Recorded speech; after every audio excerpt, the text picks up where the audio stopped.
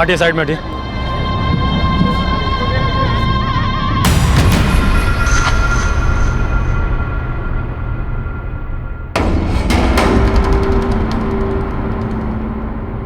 Sharma, yes sir. देखो इधर। यादव, तुम इधर देखो।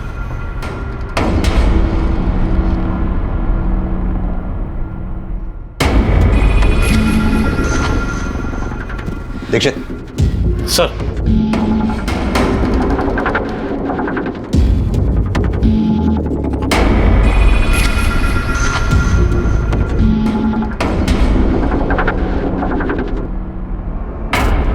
सर, शायद ये फ़ोन और ये लैपटॉप नेहा का ही है। सारे एविडेंसेस इकट्ठा कर लो। सर।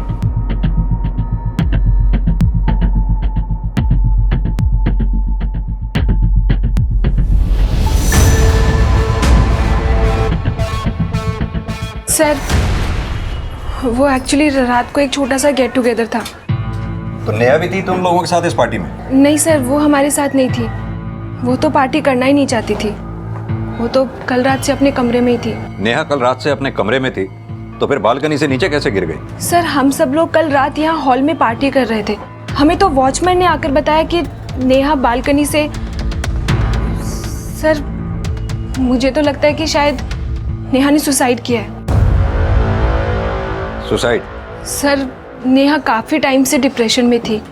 कल मैंने उसे कहा पार्टी ज्वाइन करने के लिए, लेकिन उसने कुछ खास रिस्पॉन्ड नहीं किया। नेहा, तुझे पता है ना मैंने हाउस पार्टी रखी है। चल जल्दी से रेडी हो जा।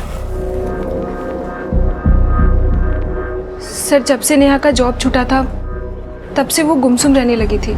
ये नेहा जॉब कहाँ करती थी? Sir, Neha AP news channel में रिपोर्टर थी, लेकिन कुछ टाइम पहले उसका जॉब छूट गया। एपी न्यूज की एक्स रिपोर्टर नेहा बिष्ट की रहस्यमयी ढंग से मौत हो गई है और शायद माना जा रहा है नेहा ने अपने ऊपर लगे आरोप से हताश होकर आत्महत्या कर ली। ये न्यूज़ रिपोर्टर्स को आपने बुलाया? नहीं सर, विकी ने इन्फॉर्म किया था। ये भी एक जर्नलिस्ट है। सर, मैं और नेहा बैचमेट्स थे। हम दोनों ने मास मीडिया का कोर्स साथ में ही किया था। आप लोगों के साथ कल रात कोई और भी था यहाँ पार्टी में? जी सर, कल रात 3 बजे तक अभय यहीं था, फिर वो चला गया था।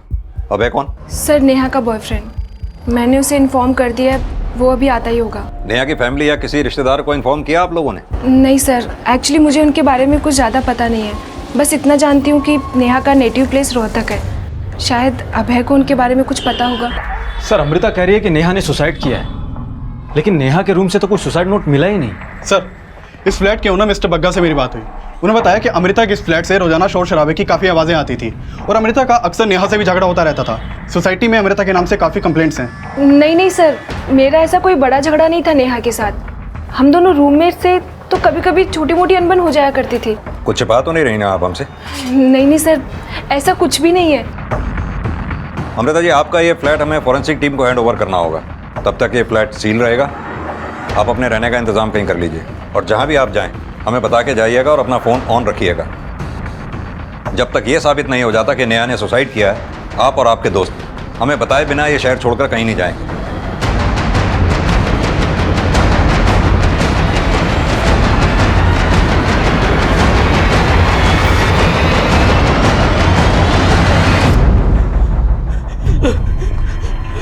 अमृता, अमृता ये कैसे हो गया? अमृता क्या हो गया? अमृता नहीं पता नेहा ने कब और कैसे कर लिया। आप कौन? सर, ये अभय है, नेहा का दोस्त। सर, मेरा नाम धीरज सांगवान है। मैं नोएडा सेक्टर 7 में रहता हूँ। तुम नेहा को कब से जानते हो? सर, जब से वो अमृता के घर रहने आई। अमृता मेरी बहुत अच्छी फ्रेंड है और उसी ने मुझे यहाँ इनवाइट किया था। सर, मेरा नाम आकांक्षा शुक्ला है। मैं लक्ष्मी नगर में रहती हूँ।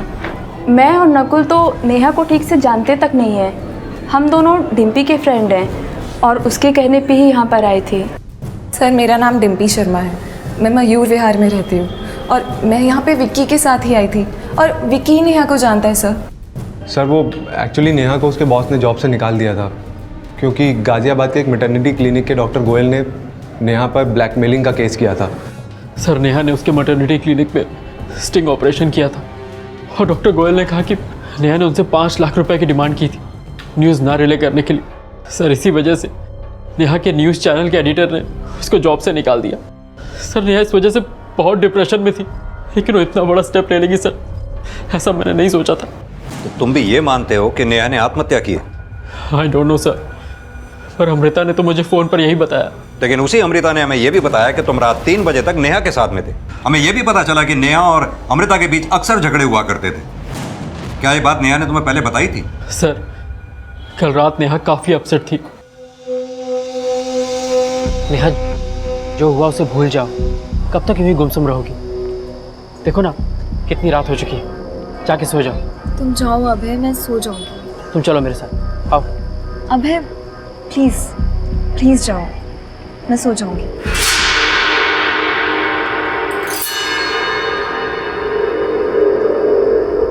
जब तुम यहां से गए तो नेहा बालकनी में ही थी। जी सर, पर वो अमृता की वजह से नहीं, अपनी जॉब को लेकर अपसेट थी। नेहा को कब से जानते हो? सर, करीबन 4 साल से हम दोनों रिलेशन में थे। कैसा रिलेशन? मेरा मतलब तुम दोनों शादी करने वाले थे? सर, शादी के बारे में तो अभी तक हमने नहीं सोचा था। नेहा के पेरेंट्स को पता है तुम दोनों के रिलेशन के बारे में? जी सर, नेहा ने हम दोनों के बारे में अपने पेरेंट्स को बताया था। उन्हें इन्फॉर्म किया तुमने? अभी तक तो नहीं सर।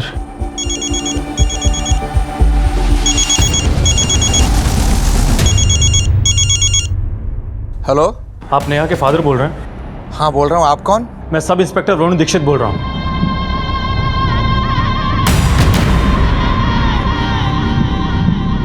नेहा एक छोटे शहर को बिलोंग करती थी। अपने माता पिता से दूर कामयाबी के सपने संजोए दिल्ली एनसीआर में एक लोकल न्यूज़ चैनल में एक क्राइम रिपोर्टर थी। लेकिन अपने प्रोफेशनल करियर की छोटी सी अवधि में उसने काफी नाम कमाया था, लेकिन वो बहुत जल्दी बदनाम भी हो गई। क्राइम रिपोर्टर नेहा बिष्ट पर पहले से ही ब्लैकमेलिंग का एक केस चल रहा था और वो केस बहुत जल्द इस इन्वेस्टिगेशन का एक हिस्सा बनने वाला था, क्योंकि शुरुआती जांच में यह सामने आ रहा था कि नेहा ने अपने ऊपर लगे ब्लैकमेलिंग के केस से डिप्रेस होकर आत्महत्या कर ली थी। लेकिन नेहा का किसी भी तरह का सुसाइड नोट पुलिस को नहीं मिला जो इस बात को पुख्ता कर दे। सर, जिस बिल्डिंग में नेहा की मौत हुई थी उस रात की सीसीटीवी फुटेज। यह आज तक करीब 4:45 बजे हुआ था। और यहां देखिए सर, 3:15 बजे नेहा के बॉयफ्रेंड अभय को बिल्डिंग कंपाउंड से बाहर जाते हुए देखा गया था। सर मैं टेक्निकल एक्सपर्ट से नेहा का मोबाइल ऑन करवाया तो मालूम चला कि उसके मोबाइल से सारे मैसेजेस और कॉल हिस्ट्री डिलीटेड है। सर, अगर नेहा को सुसाइड ही करना था तो अपने मैसेजेस और कॉल हिस्ट्री डिलीट क्यों करती? नेहा ने सुसाइड किया ये तो सभी बोल रहे हैं, लेकिन नेहा के साथ जब ये हादसा हुआ तो नेहा की फ्रेंड अमृता और उसके बाकी दोस्त पार्टी मना रहे थे। नेहा के साथ जॉब का इशू था ये तो पता करो ही, साथ में अमृता और बाकी फ्रेंड्स सभी को इन्वेस्टिगेट करो, शायद इस केस में कोई लीड मिले। सर बाहर नेहा के पेरेंट्स आए। सर माना कि नेहा परेशान थी क्योंकि उस पर झूठे एलिगेशन लगाए गए थे, पर वो अपने आप को जल्दी इनोसेंट साबित करने को भी कहती थी। सर वो बहुत स्ट्रांग लड़की थी, सुसाइड तो कभी भी नहीं कर सकती। आपकी आखिरी बार नेहा से कब बात हुई थी? सर 3-4 दिन पहले ही हमारी नेहा से बात हुई थी। हम तो उसे सब कुछ छोड़कर वापस रोहतक आने के लिए कह रहे थे, पर उसने मना कर दिया। पापा, अगर मैं बिना कुछ किए पलट गई तो दुनिया तो यही समझेगी ना कि मैं गलत थी। मैं जानता हूँ कि तू कभी कोई गलत काम कर ही नहीं सकती, पर बेटा ये सब हुआ कैसे? पापा, उस डॉक्टर ने मुझ पर गलत एलिगेशंस लगाए हैं, पर मैंने कभी नहीं सोचा था कि हमारे एडिटर भी मेरे साथ विश्वासघात करेंगे। नेहा को नर्सिंग होम के डॉक्टर आकाश गोयल और नेहा के बॉस राघव सिंह दोनों ने मिलकर कॉन्स्पिरेसी का शिकार बनाया है। सर, डॉक्टर से पैसा लिया राघव सिंह ने और फंसा मेरी बेटी को दिया। एपी न्यूज की एक्स रिपोर्टर नेहा बिष्ट की रहस्यमय ढंग से मौत हो गई है और शायद माना जा रहा है कि नेहा ने अपने ऊपर लगे आरोप से हताश होकर आत्महत्या कर ली है। सर, गाजियाबाद के गोयल मैटरनिटी क्लिनिक के डॉक्टर आकाश गोयल ने 4 मार्च को नेहा पे ब्लैकमेलिंग का केस फाइल किया था। उसने नेहा पे एलिगेशन लगाया था कि नेहा ने उसके क्लिनिक में फेक स्टिंग ऑपरेशन किया, जिसके बेस पे नेहा ने उससे 5 लाख रुपए मांगे और सर उसने धमकी भी दी थी कि अगर उसने नेहा को पैसे नहीं दिए तो नेहा उस फुटेज को रिले करवा देगी।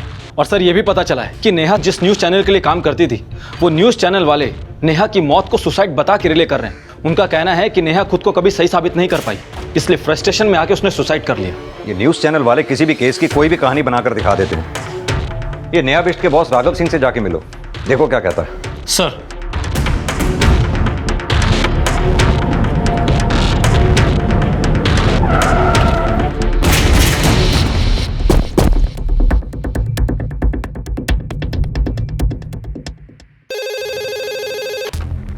हाँ बोलो। सर, पीएसआई वरुण दीक्षित आपसे मिलने आए हैं। हाँ सर, नेहा हमारे न्यूज़ चैनल में ही काम करती थी, लेकिन मैंने सोचा नहीं था वो इस हद तक गिर जाएगी। कहानियां तो हमने भी काफ़ी सुनी उस केस को लेकर, लेकिन आप क्या सोचते हैं, क्या डॉक्टर गोयल का एलिगेशन सही था? सही होगा, क्योंकि नेहा के पास कोई फुटेज नहीं थी जिससे ये साबित हो सके कि वो अपने क्लिनिक में सेक्स डिटर्मिनेशन टेस्ट करते हैं। और मैंने नेहा को जॉब से निकाल दिया तो उसने दूसरे न्यूज़ चैनल पे जाके मेरे खिलाफ बोलना शुरू कर दिया।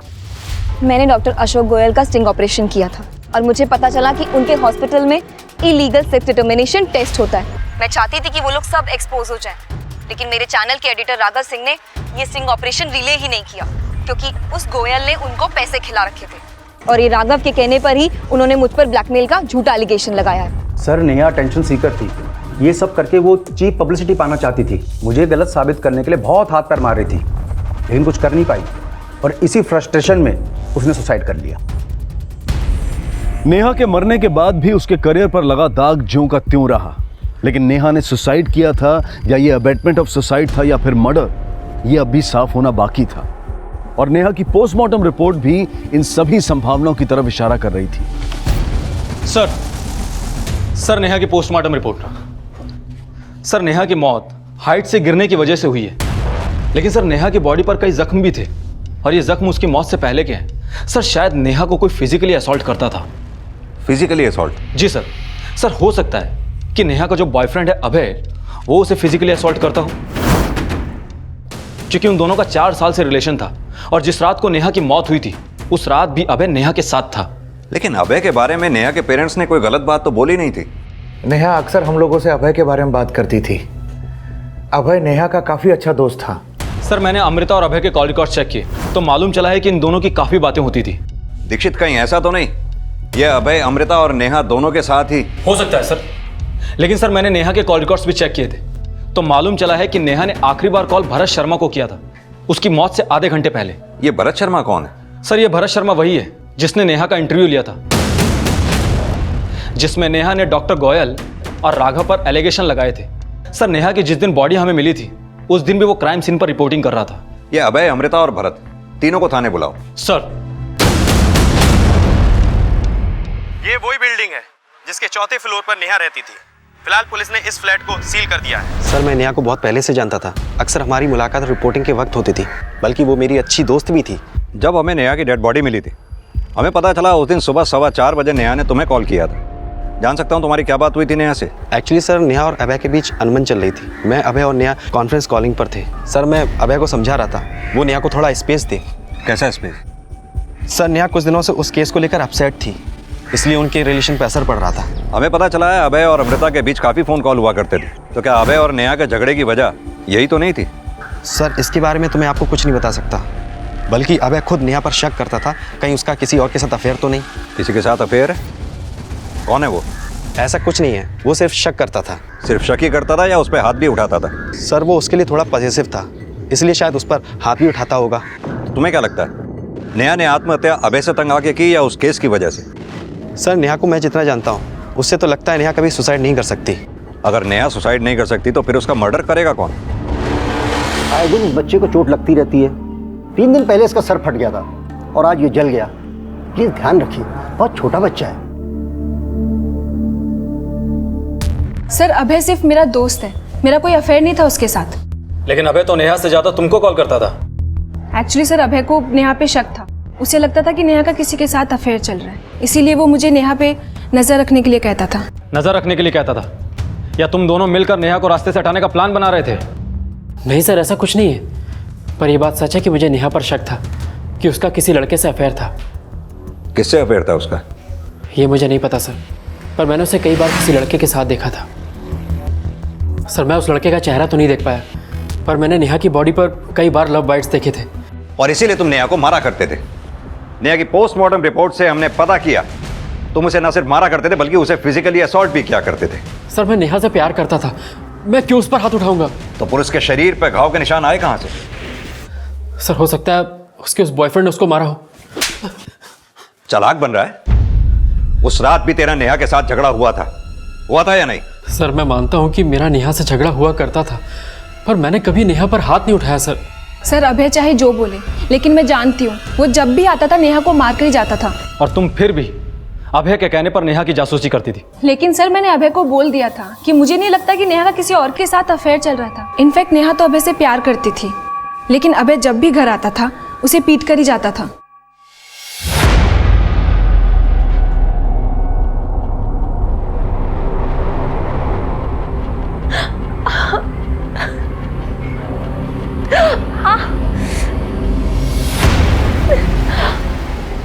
नेहा, क्या हुआ?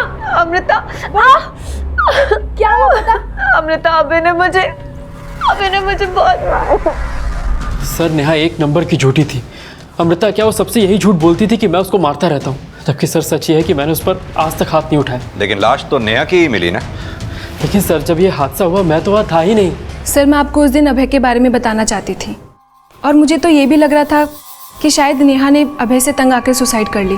अगर नेहा ने सुसाइड किया है तो नेहा के फोन से मैसेजेस और कॉल हिस्ट्री किसने डिलीट की? सर नेहा अपने मैसेजेस और कॉल हिस्ट्री डिलीट कर दिया करती थी ताकि मुझे पता ना चल सके वो किससे बात करती थी। हमने नेहा के कॉल रिकॉर्ड स्टडी किए, पता चला कि नेहा भरत शर्मा और विकी के अलावा और किसी से बातें नहीं करती थी, और तू किसी तीसरे की ही बातें कर रहा है। सर भरत पर तो नहीं, पर विक्की पर मुझे शक था। सर नेहा को उस दिन जिस लड़के के साथ मैंने देखा वो विक्की था या कोई और मुझे नहीं पता, पर उस रात पार्टी में विक्की था। सर अभय सिर्फ शक करता था, लेकिन कभी प्रूव नहीं कर पाया कि मेरा नेहा के साथ कोई अफेयर है। नेहा को मैं बहुत अच्छे से जानता हूँ, उसका किसी के साथ भी कोई अफेयर नहीं था। अभय बेवजह उस पर शक करता था और उसको मारता भी था। सर उस रात भी अभय ने नेहा को मारा था? उस रात का तो मुझे कोई भी आइडिया नहीं। हम सब लोग बाहर पार्टी कर रहे थे और नेहा और अभय पूरा टाइम रूम में थे। नेहा जब बालकनी से गिरी तो अभय वहां से जा चुका था, पर तुम वहीं थे। सर मेरे साथ तो मेरे दोस्त भी थे वहाँ पे, लेकिन उस रात नेहा अमृता के कहने पे बाहर आई। हम सबके कहने पे उसने एक सेल्फी ली और सबको साफ साफ बोला कि कोई भी उसे डिस्टर्ब ना करे। तो हम में से कोई भी उसके पास गया ही नहीं। सर इसीलिए तुम्हें और तुम्हारे फ्रेंड्स को लगता है कि नेहा ने सुसाइड किया? सर नेहा अभय की वजह से भी डिप्रेस थी, अपनी जॉब छूटने की वजह से भी डिप्रेस थी। अब हो सकता है कि इन सब चीज़ों से परेशान होकर उसने सुसाइड किया हो।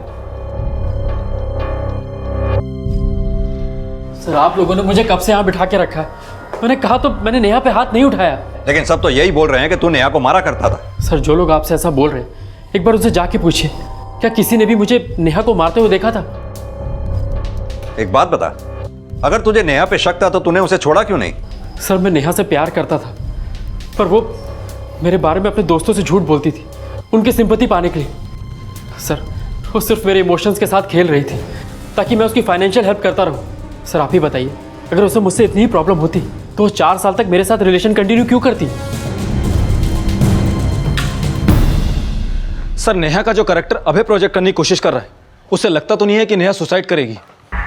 लेकिन अभय सच बोल रहा है, इस बात की क्या गारंटी है? लेकिन सर ये बात तो साफ है कि नेहा पर ब्लैकमेलिंग का केस चल रहा था, और अगर हम ये मान लें कि अभय ने हमें जो बताया वो सच है, तो अभय के पास में नेहा को मारने का मोटिव है। अगर ये मर्डर है तो उस घटना से पहले अभय तो वहां से 1.5 घंटा पहले जा चुका था। सर ऐसा भी तो हो सकता है कि पार्टी में जितने लोग मौजूद थे अभय ने उनमें से किसी को पैसा देकर ये काम करवाया हो।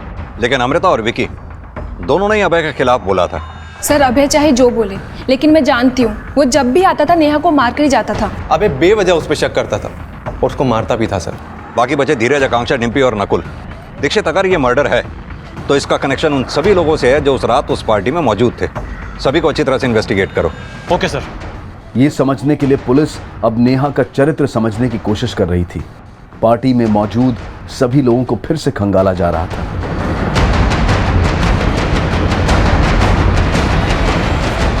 लेकिन नेहा के माता पिता अभय के बयान को झूठा बताकर ये दावा कर रहे थे कि नेहा कभी सुसाइड नहीं कर सकती। सर हमें नहीं मालूम था कि अभय नेहा पर ऐसा घटिया आरोप लगाएगा। लेकिन क्या नेहा ने आपको कभी बताया था कि उसे फिजिकली असॉल्ट किया जा रहा था? नहीं सर, उसने हमसे कभी कुछ नहीं बताया। वो अपनी तकलीफ कभी हमसे शेयर नहीं करती थी। ये भी तो हो सकता है कि नेहा को अभय असॉल्ट ना करता हो, कोई और करता हो। आपको क्या लगता है, क्या नेहा की लाइफ में अभय के अलावा कोई और भी था? सर क्या बात कर रहे हैं आप? नेहा अभय से बहुत प्यार करती थी, पर हमें क्या मालूम था कि राघव सिंह और डॉक्टर गोयल के अलावा अभय ने भी नेहा की नाक में दम कर रखा था।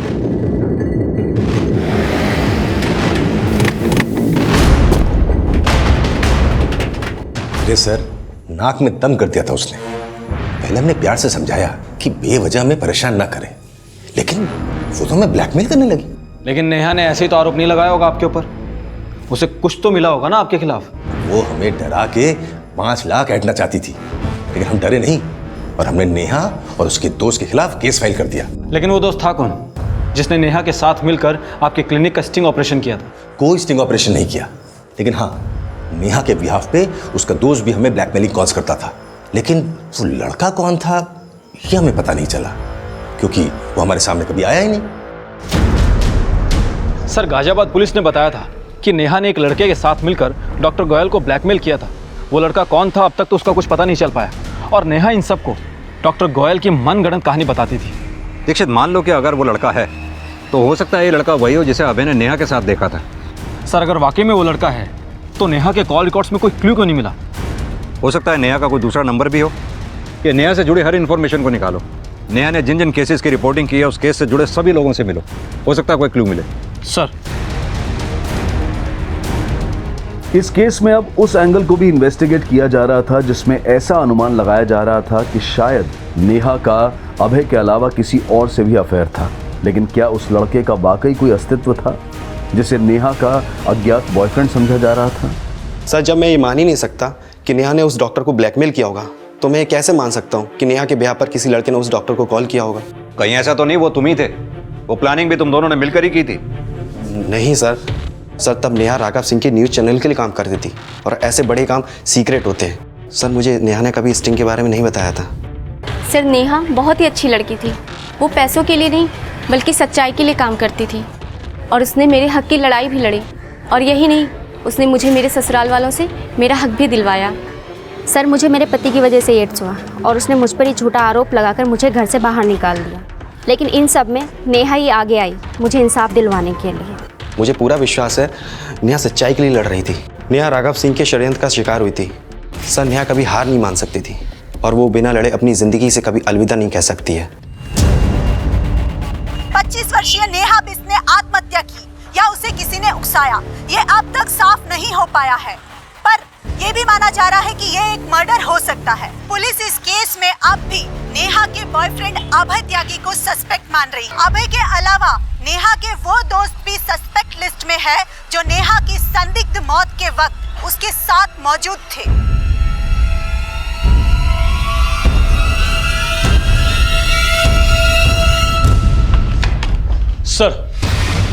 सर, नेहा का अभय के अलावा किसी और से अफेयर था ये तो मालूम नहीं चला है।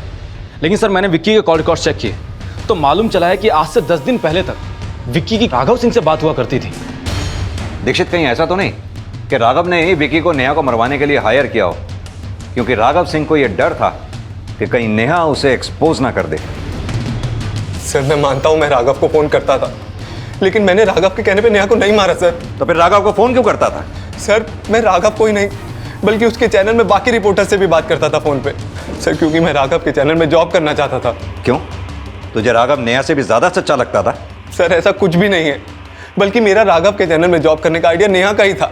वो चाहती थी कि मैं वहाँ जॉब करके राघव और उन डॉक्टर के खिलाफ एविडेंस कलेक्ट करूँ। ऐसा भी तो हो सकता है तो राघव को नेहा की अपडेट देता हो और राघव के कहने पे ही तूने नेहा को। ऐसा कुछ भी नहीं है sir, please trust me sir. Abhay और अमृता के बाद अब विकी और राघव सिंह भी नेहा की संदिग्ध हत्या में प्राइम सस्पेक्ट थे, पर फिलहाल किसी के भी खिलाफ कोई ठोस सबूत नहीं मिल पाया था। और उनके साथ साथ पार्टी में मौजूद डिम्पी, धीरज, नकुल और आकांक्षा भी पुलिस की रडार पर थे। और इसी बीच इस केस में एक नया चेहरा सामने आया जिसने इस केस की दिशा ही बदल दी। Excuse me sir. जी बताइए। सर, मुझे सीनियर इंस्पेक्टर से मिलना है। कहिए, क्या बात करना चाहती हैं आप? सर, नेहा 2014 में हमारे मोहल्ले में किराए पे रहा करती थी। जब उसकी मौत की खबर मैंने टीवी पे देखी तो मुझे बहुत धक्का लगा। सर, मैं नेहा के बॉयफ्रेंड अभय के बारे में आपको कुछ बताना चाहती हूँ। बोलिए। सर, नेहा अपने बॉयफ्रेंड अभय से काफी तंग आ चुकी थी और 2014 में जब वो मेरे यहाँ रहती थी तो वो प्रेग्नेंट भी हुई थी। नेहा, नेहा, मैंने पनीर की सब्जी बनाई थी, तेरे लिए लेकर आई हूँ। क्या हुआ बेटा? कुछ नहीं मासी, बस ऐसे ही। सर, नेहा मेरा बहुत आदर करती थी। अपना दुख दर्द सब मुझसे बांटती थी। तभी उसने मुझसे कहा था कि अभय उससे शादी करने के बजाय उसका फिर से अबॉर्शन करवाना चाहता है। फिर से मतलब? सर, अभय पहले भी उसका अबॉर्शन करवा चुका था और इसी वजह से नेहा इधर उधर कई घर बदल चुकी थी। और 2014 में जब वो प्रेग्नेंट हुई थी तो इस बार वो बच्चा गिराना नहीं चाहती थी। बेटा तू घबरा मत, तू ये बात अपने पेरेंट्स को क्यों नहीं बताती? नहीं मासी, लोग बहुत परेशान हो जाएंगे। लेकिन अभय तुझसे शादी ही नहीं करना चाहता तो तू इस बच्चे को कैसे रखेगी? नहीं मासी, अभय मुझसे शादी करे या ना करे, मैं इस बच्चे को जन्म जरूर दूंगी। और फिर सर कुछ दिनों के बाद नेहा बिना अभय को बताए चंडीगढ़ शिफ्ट हो गई। उसके जाने के बाद अभय यहाँ आता था उसके बारे में पूछने के लिए, पर नेहा ने मुझे कुछ भी बताने के लिए मना किया था। नेहा चंडीगढ़ में किसके पास गई थी? सर ये तो उसने कभी नहीं बताया, लेकिन हाँ उसका फ़ोन आया करता था। वहाँ चंडीगढ़ में उसने एक बेटी को जन्म दिया था। बेटी को जन्म दिया था? जी सर। फिर अचानक ही उसने कांटेक्ट करना बंद कर दिया और अब अचानक उसकी मौत के बारे में पता चला।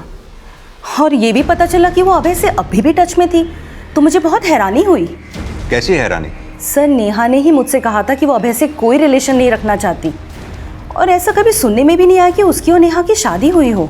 नेहा ने अभय से शादी तो नहीं की? हाँ, अगर नेहा ने अभय के बच्चे को जन्म दिया था तो फिर वो बच्चा है कहाँ? श्रुति!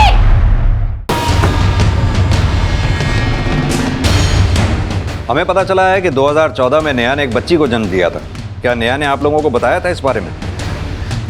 नेहा किसी बच्चे को जन्म कैसे दे सकती है? सर ये सरासर झूठ है। देखिए, नेहा जहाँ चंडीगढ़ में रह रही थी वहाँ की एक लेडी के मुताबिक नेहा ने दिसंबर 2014 में एक बच्ची को जन्म दिया था। उस दौरान या उससे पहले क्या आप लोग मिले थे नेहा से? नहीं सर, जून 2014 में तो चंडीगढ़ एफएम में जॉब करती थी नेहा।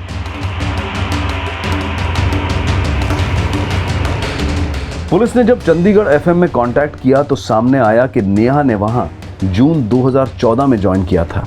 लेकिन क्या नेहा सच में 2014 में प्रेग्नेंट थी? हाँ सर, प्रेगनेंसी के टाइम पे भी वो काम कर रही थी और सिटी हॉस्पिटल में उसने एक लड़की को भी जन्म दिया था। लेकिन उसके बाद उसने जॉब से रिज़ाइन दे दिया और नोएडा शिफ्ट हो गई। अच्छा, क्या नेहा ने अपनी बच्ची के बाप के बारे में आपको बताया? I mean, उसका हस्बैंड कौन है? नहीं सर, उसने अपने हस्बैंड के बारे में कभी कुछ नहीं बताया, बस कहती थी कि आउट ऑफ इंडिया रहते हैं। जब नेहा यहाँ पर जॉब करती थी उस दौरान उससे कोई मिलने के लिए आता था? नहीं सर, वो तो अकेली रहती थी। सर मैंने पता किया, नेहा ने चंडीगढ़ के एक हॉस्पिटल में 16 दिसंबर को एक लड़की को जन्म दिया था। लेकिन सर नेहा ने हॉस्पिटल रिकॉर्ड में अपने हस्बैंड का नाम नहीं बताया। अगर नेहा ने वाकई किसी बच्ची को जन्म दिया था तो वो बच्ची है कहाँ पर? सर नेहा की बेटी इस वक्त कहाँ होगी ये तो मालूम नहीं चला है। और सर मैंने नेहा की रूममेट अमृता और नेहा से जुड़े बाकी सभी लोगों से पूछताछ की, लेकिन कोई कुछ नहीं जानता।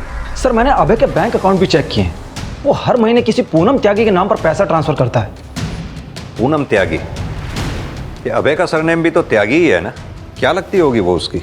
सर पूनम त्यागी का अकाउंट जिस बैंक में है वो रोहतक में है और अभय का नेटिव भी रोहतक में है। अभय के बयान शुरू से ही सस्पिशियस रहे हैं। ऐसा करो, रोहतक जाओ, शायद वहां अभय और नेहा के बारे में कुछ जानकारी हासिल हो। सर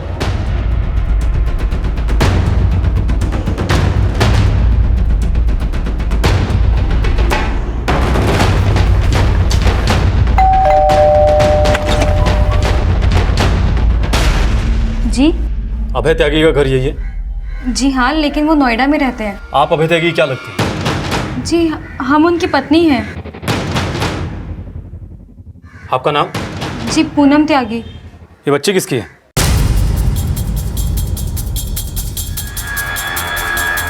हमारी और अभय जी की शादी 5 साल पहले हुई थी।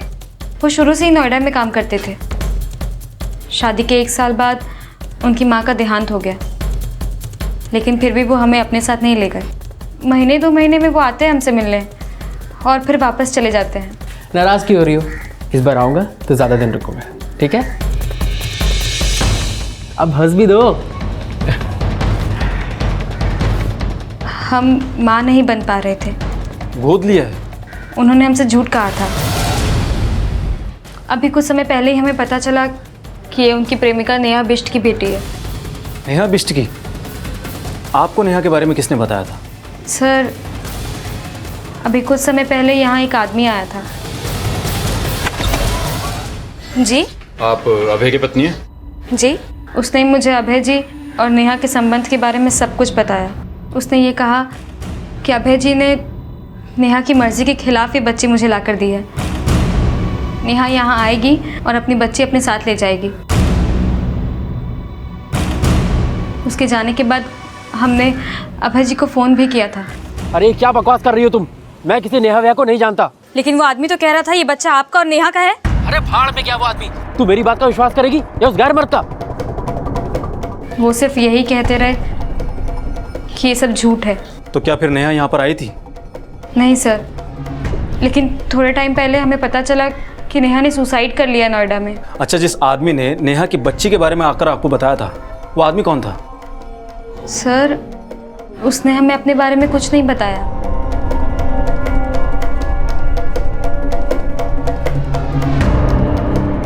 इनमें से कोई था? नहीं सर। अच्छा, उस आदमी का आप स्केच बनवा सकती हैं? जी। एक तरफ पुलिस पूनम त्यागी की मदद से उस आदमी का स्केच बनवा रही थी और वहीं फरीदाबाद से अभय त्यागी को अरेस्ट कर लिया गया और स्केच बनाते ही उस आदमी की पहचान भी पता चल गई जिसे पहले नेहा का बॉयफ्रेंड समझा जा रहा था। ये तो प्राइवेट डिटेक्टिव भानु प्रताप जैसा दिखता है। सर, नेहा ने बताया था कि अभय ने ज़बरदस्ती उसके बच्चे को कहीं छुपा दिया। मैं उसके कहने पर यह पता लगा रहा था कि आखिर अभय ने नेहा के बच्चे को गायब कहाँ किया है।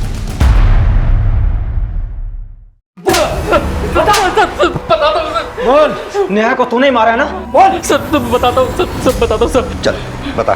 सर, वो मेरी और नेहा की ही बच्ची थी।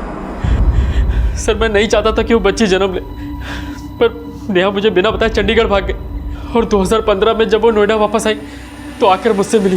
सर, मुझे डर था कि नेहा मुझे कभी भी एक्सपोज कर सकती है, इसलिए मैंने उसको झांसे में लेकर उसको झूठ बोला और उस बच्ची को वहाँ से गायब कर दिया और वो बच्ची अपनी बीवी को दे दी। उसको बोला कि मैंने इसे अडॉप्ट किया है।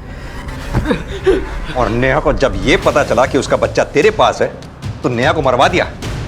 सर, मैं मानता हूँ कि मुझे पता था कि भानु की मदद से नेहा को सब पता चल गया था, लेकिन सर उस रात मैंने नेहा को सिर्फ धमकी दी थी और कुछ नहीं। तुम्हें बच्चा चाहिए ना, वो मैं तुम्हें ला के दूंगा, लेकिन अगर मेरे खिलाफ कुछ भी बोला ना तो अंजाम अच्छा नहीं होगा। क्या कर लोगे?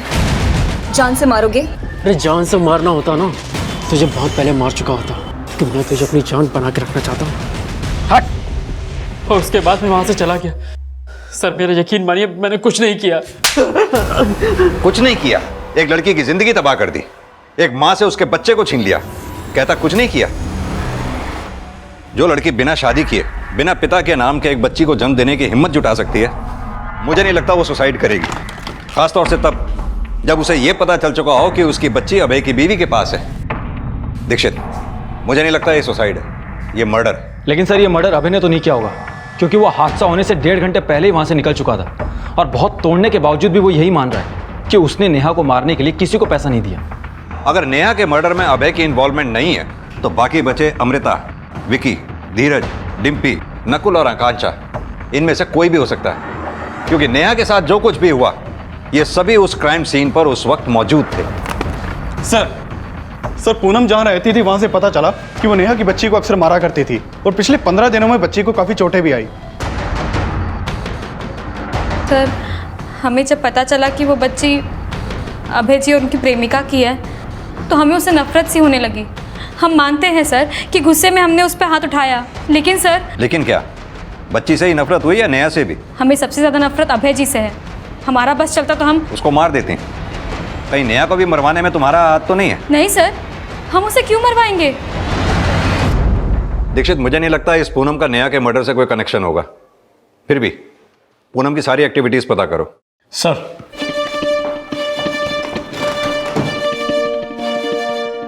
पूनम त्यागी, डॉक्टर गोयल और राघव सिंह का कनेक्शन अब क्राइम सीन पर मौजूद धीरज, अमृता, डिम्पी, आकांक्षा, नकुल और विकी से जोड़कर भी इन्वेस्टिगेट किया जा रहा था और इस केस को नए सिरे से नई दिशा देने की कोशिश की जा रही थी। और इसी दौरान क्राइम सीन की एक फोटो ने पुलिस का ध्यान अपनी ओर खींचा। सर ये देखिए, नेहा की डेड बॉडी पर जो कपड़ा है वो राइट शोल्डर से फटा हुआ है और पार्टी के दौरान ली गई सेल्फी में कपड़ा बिल्कुल ठीक है।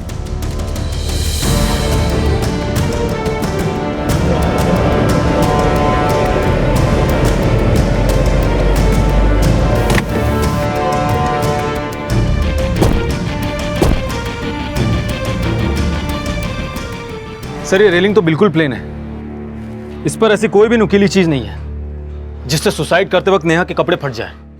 लेकिन सर अभय का कहना था कि उस रात को अभय और नेहा के बीच में सिर्फ बहस हुई थी, हाथापाई नहीं। सर उस रात मैंने नेहा को सिर्फ धमकी दी थी और कुछ नहीं। लेकिन दीक्षित इतना तो तय है कि नेहा की किसी ना किसी के साथ जरूर झड़प हुई थी। सर पूछताछ के दौरान पता चला था कि अमृता और नेहा के बीच में झगड़ा होता था और अमृता अभय के कहने पर नेहा की जासूसी कर रही थी। हो सकता है कि उस रात को भी अमृता और नेहा के बीच में झगड़ा हुआ हो, या फिर अभय के कहने पर अमृता ने नेहा को मारने की कोशिश की हो और वो उसमें कामयाब भी हो गई हो। सर मैं मानती हूँ कि मेरा और नेहा का झगड़ा होता था, लेकिन सर मैं उसे क्यों मारूंगी? अभय तुम्हें नेहा के जासूसी करने के लिए पैसे दिया करता था, तो ये भी तो हो सकता है कि ये बात नेहा को पता चली हो और अभय के जाने के बाद तुमने नेहा को। नहीं सर, मैं मानती हूँ कि नेहा को पता चल गया था कि अभय मुझे पैसे देता था, लेकिन सर मैंने नेहा के साथ कुछ नहीं किया और मैं पूरे टाइम पार्टी में थी। अगर तुम पार्टी में थी तो कोई तो होगा जो अभय के जाने के बाद नेहा के कमरे में गया होगा। सर सबके कहने पर अभय के जाने के बाद मैं उसके कमरे में गई जरूर थी, लेकिन वो बाहर आई और एक बार सेल्फी खिंचा के वो वापस अपने कमरे में चली गई। सर नेहा के कमरे में जाने के बाद मैं अपने मोबाइल पर पार्टी का वीडियो रिकॉर्ड कर रही थी। आप चाहे तो वीडियो की टाइमिंग चेक कर सकते हैं।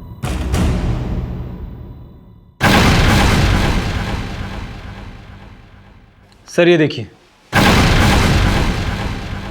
इसकी डिटेल्स अच्छी तरह से चेक करो। Okay sir.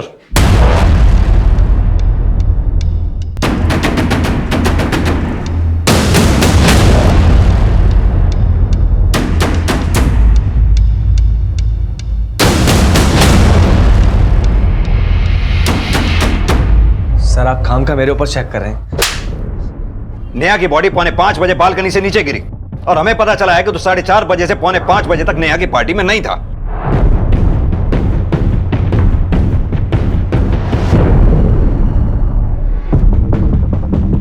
सर सकता सर मैं वॉशरूम गया हूँ।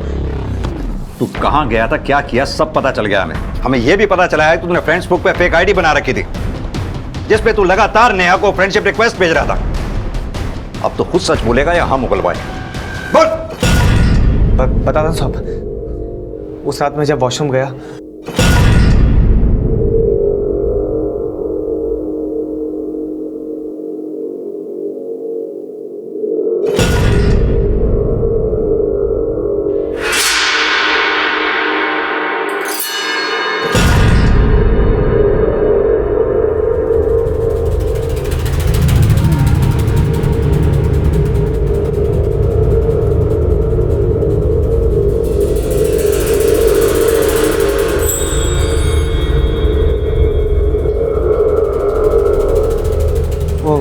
नेहा, वो तुम अभय को भूल क्यों नहीं जाती? धीरज मुझे अकेला छोड़ दो प्लीज, जाओ यहाँ से। मैं तुम्हें छोड़कर कैसे जा सकता हूँ नेहा?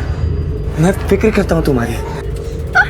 धीरज तुम होश में नहीं हो, जाओ यहाँ से। नेहा मेरी बात सुन, मैं होश में हूँ Neha. I love you Neha.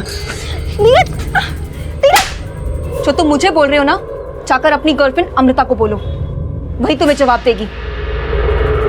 क्या हुआ, डर लग रहा है? तुम तो बोलोगे नहीं, मैं जाकर सबको सच बताती हूँ।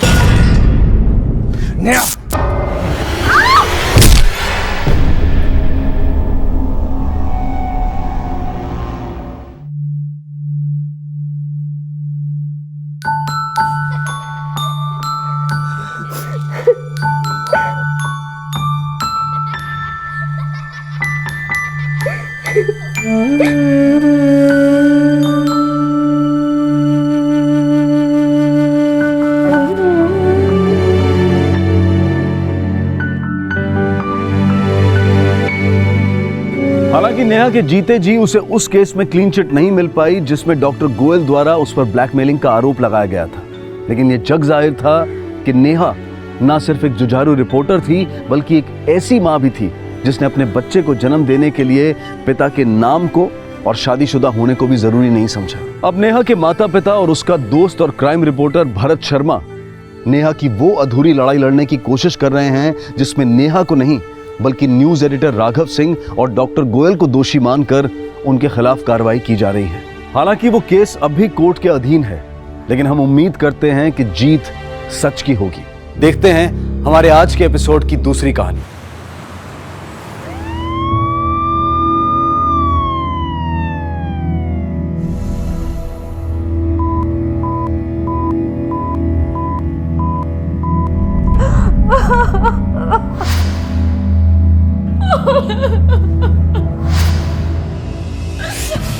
अस्मी मत रो।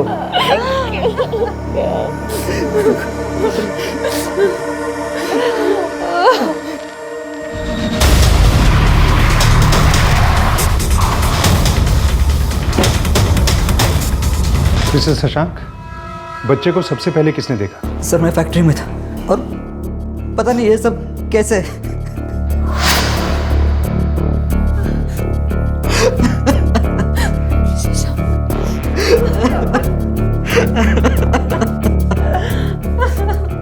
कोई बात नहीं, आप संभालिए अपने आप को।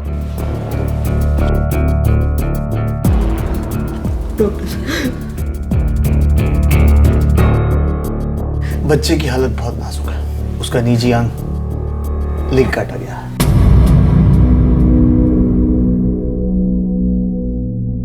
मेरा बच्चा, कोई उसके साथ ऐसा कैसे? डॉक्टर साहब वो ठीक तो हो जाएगा ना? देखिए मैं कोई झूठा दिलासा तो नहीं देना चाहता क्योंकि खून काफ़ी बह गया है और वो बहुत नन्ही सी जान है। अगले 24 घंटे काफ़ी क्रूशियल है, हम पूरी कोशिश करेंगे।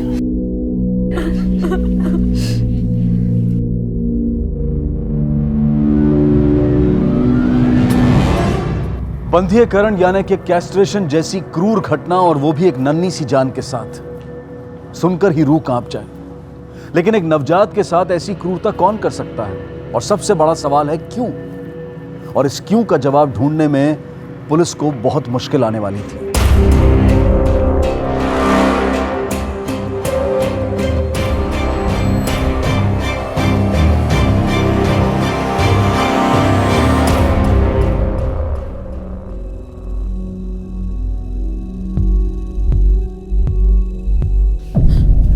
मुझे मेरे बच्चे से मिलना है। अभी उसकी कंडीशन बहुत क्रिटिकल है, आप धीरज रखिए।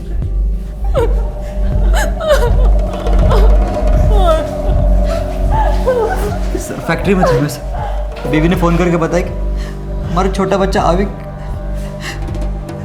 सर इतने छोटे बच्चे के साथ ऐसा कोई कैसे कर सकता है सर? हम भी वही पता लगाने की कोशिश कर रहे हैं। इन्वेस्टिगेशन शुरू कर दी है, जल्दी कोई लीड मिलेगी। आप अपने परिवार का ख्याल रखिए। मेडिकल से ये दवाई ले आइए तुरंत। जी सर।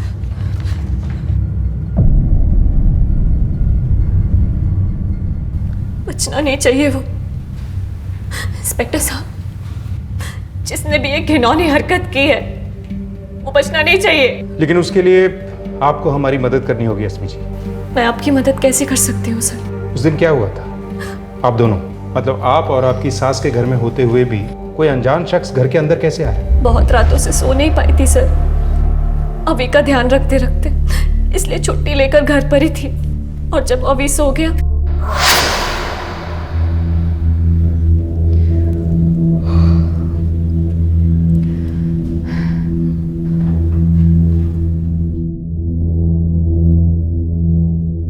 मम्मी जी, मैं बहुत थक गई हूँ, ऊपर सोने जा रही हूँ। अभी सोया हुआ है, आप थोड़ी देर उसका ध्यान रखना। हाँ हाँ तू सोने जा, मैं पूजा करके आती हूँ, मैं देखती हूँ।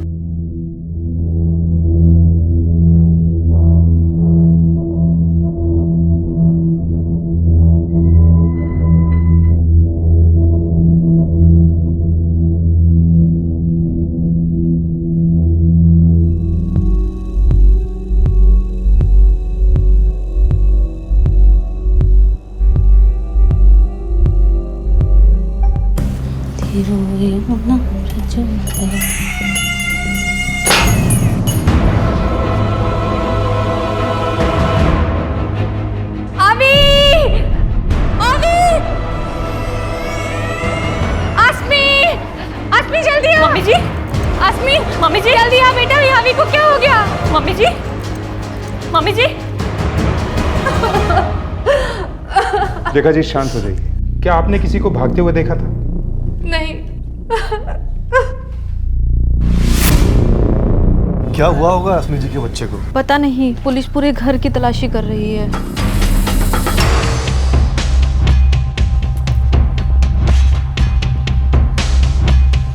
रश्मि, इसे फॉरेंसिक के लिए भेजो।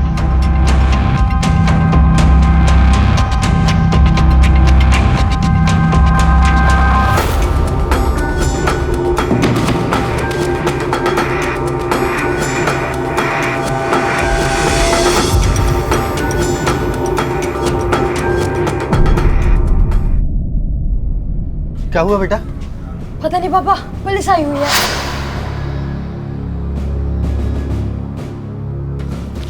हाँ, अंदर नहीं जा सकते। अरे आप मुझे नहीं रोक सकते, ये मेरे भाई का घर है। 1 मिनट। क्या प्रॉब्लम है आपको? ये मेरे भाई का घर है।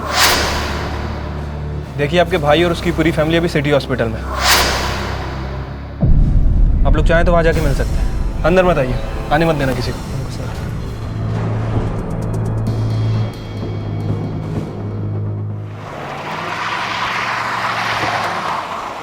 सर, कैंची का इस्तेमाल किया गया था, घर में ही मिली थी। सर, मैंने फॉरेंसिक टेस्ट के लिए भेज दी है। ऐसा कौन कर सकता है? सर, जिसने भी किया बड़ी आसानी से घर में घुसा और एक कांड करके चला गया। इसके पीछे कोई साधारण कारण तो हो नहीं सकता, क्योंकि बच्चे को जान से मारने की कोशिश नहीं की गई। सिर्फ उसे बधिया बनाने के उद्देश्य से उसके निजी अंग पे वार किया गया। इसके पीछे जरूर कोई पागल मनोवैज्ञानिक कारण जुड़ा हो सकता है सर। एक रूपरेखा तैयार करो, कौन ऐसा जुर्म कर सकता है? क्या किसी को बेटा पैदा होने से तकलीफ थी, या फिर लड़के को अपने लिए कोई खतरा समझता हो?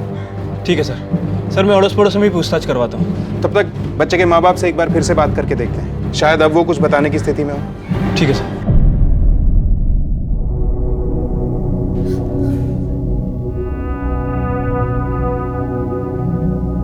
आसमी, तुम घर जाके फ्रेश हो आओ। हम सब है ना यहाँ पर।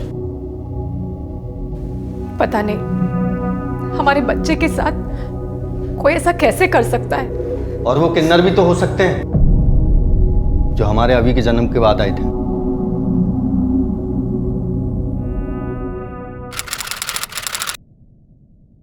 हाय हाय, लाओ बधाई ला बच्चे की। अरे, अब कुछ दिन पहले मैंने आपको 2000 रुपए दिए थे, आप लोग फिर आ गए।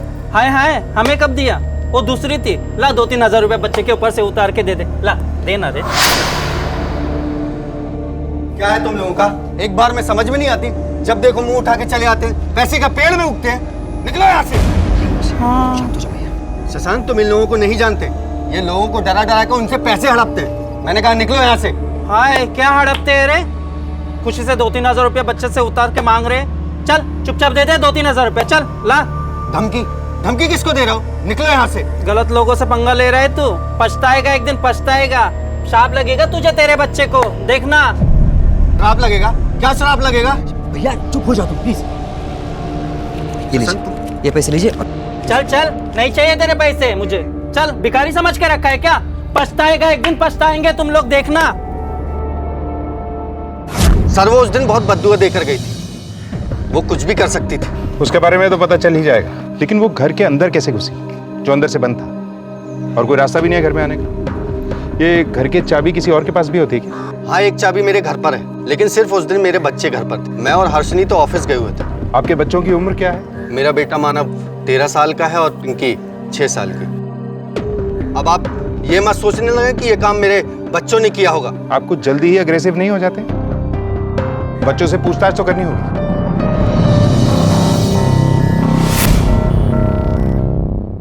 तुम्हें पक्का यकीन है कि उस घर में कोई नहीं आया था? ऐसा भी हो सकता है कि कोई इस घर से चाबी लेकर गया। नहीं, मैंने किसी को नहीं देखा था और यहाँ पे भी कोई नहीं आया था। हो सकता है तुम्हारा ध्यान ना गया हो, तुमने ध्यान ना दिया हो। बच्चा थोड़ी ना हूँ मैं। जब मम्मी पापा ऑफिस जाते हैं तो पिंकी का ख्याल मैं ही रखता हूँ। 1 मिनट के लिए भी नजर नहीं हटती है मेरी। पिछले कुछ दिनों में तुमने किसी संदिग्ध आदमी को देखा? नहीं अंकल। नहीं सर, ऐसा तो कुछ भी नहीं देखा था। Thank you.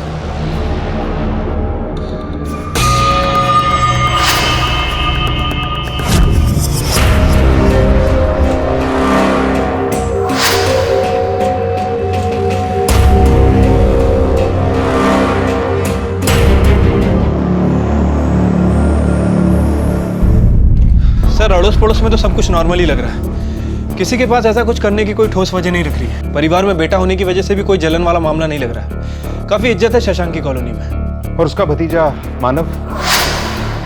सर, मानव के बारे में कुछ खास बात पता चली नहीं है। थोड़ा एटीट्यूड वाला है, काफी गुस्से में रहता है, अपने बाप पे गया है सर। वो बच्चा मानव हर वक्त एक चाकू अपने पास रखता है। लेकिन किसी ने तो अपनी भड़ास निकाली है इस नन्ही सी जान पर। हो सकता है सर। वैसे सर, इस कहानी में किन्नर भी है। शशांक और अजिक्या ने उस किन्नर की काफी बेइज्जती की थी, वो भी पूरी कॉलोनी के सामने। सर, हो सकता है कि इसी किन्नर ने अपनी बेइज्जती का बदला लेने के लिए सब किया। इस वक्त शक हमें सभी पे करना है। पता करो ये कहाँ मिलेगी। सर मैंने खबरियों को अलर्ट कर दिया, जल्दी उसके बारे में पता चल जाएगा। और मानव के बारे में भी पता करो, हो सकता है उसने किया, क्या उसके पास कोई वजह थी? उसके स्कूल में पता करो, दोस्तों से पता करो, और अजिंक्या की बेटी पिंकी, उससे भी बातचीत करो। उस वक्त वो थी मानव के साथ, शायद वो कुछ बोल दे। ठीक है सर।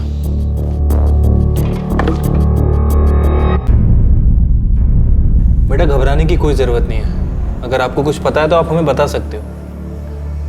बेटा अंकल जो पूछ रहे हैं वो बोलो, डरना नहीं, गुड गर्ल। आप अपने चाचा के घर जाते हो? जब अभी हुआ था, जब गए थे, पापा लेके गए थे। आपको अभी पसंद है? अच्छा आज सुबह आप कहाँ थे? आज स्कूल की छुट्टी थी, आज हम लोग घर के अंदर थे। आपका भाई घर से बाहर गया था? नहीं, वो तो टीवी देख रहा था। और आपके मम्मी पापा? ऑफिस में। सर मानव की क्या दुश्मनी हो सकती है अभी और शशांक से? हम तो उनके परिवार के इतने करीब भी नहीं थे। क्यों? शशांक और अजिंक्या तो सगे भाई है ना, फिर भी। हाँ, पर वो दोनों अपनी अपनी लाइफ में बिजी हैं और मैं भी जॉब करती हूँ, और आजकल कहाँ वक्त मिलता है किसी से मिलने जुलने का।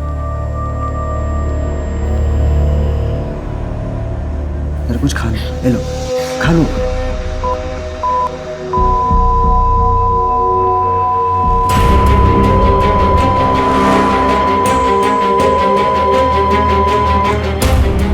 अरे रमेश जल्दी से डॉक्टर को बुलाओ। नर्स बच्चों को क्या हो रहा है? सर कुछ नहीं, नर्स, आप डॉक्टर कहाँ पर है? बच्चों को देखना है मुझे अभी। आ रहे हैं, वो चेक कर रहे हैं सर, प्लीज आप यहाँ पे वेट करिए। डॉक्टर साहब देखो ना बच्चों को क्या हुआ मेरे। डॉक्टर सर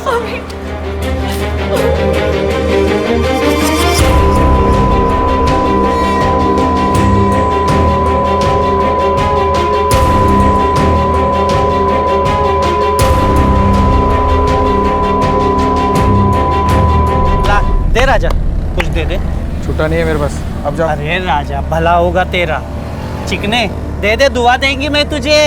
नहीं तो आगे चल के तेरा एक्सीडेंट हो गया तो। ठीक है ला दे।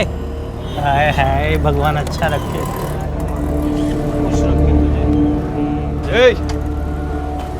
सलाम साहब। क्या नाम है तेरा? लक्ष्मी। बहुत बद्दुआएं दे रही लोगों को, क्या बात है? अरे कहाँ साहब, लोग या तो श्रद्धा से पैसे देते या तो डर के। कुछ दिन पहले यही बोलकर आई थी ना एक कॉलोनी में बच्चे के बाप को, जब उसने पैसे देने के लिए मना कर दिया था। याद आया? याद दिलाऊं? गलत लोगों से पंगा ले रहा है तू, पछताएगा, एक दिन पछताएगा, शाप लगेगा तुझे, तेरे बच्चे को देखना। अरे साहब उसका भाई बहुत गुस्सा कर रहा था, गाली गलौज कर रहा था। हमारा भी कुछ आत्मसम्मान है कि नहीं?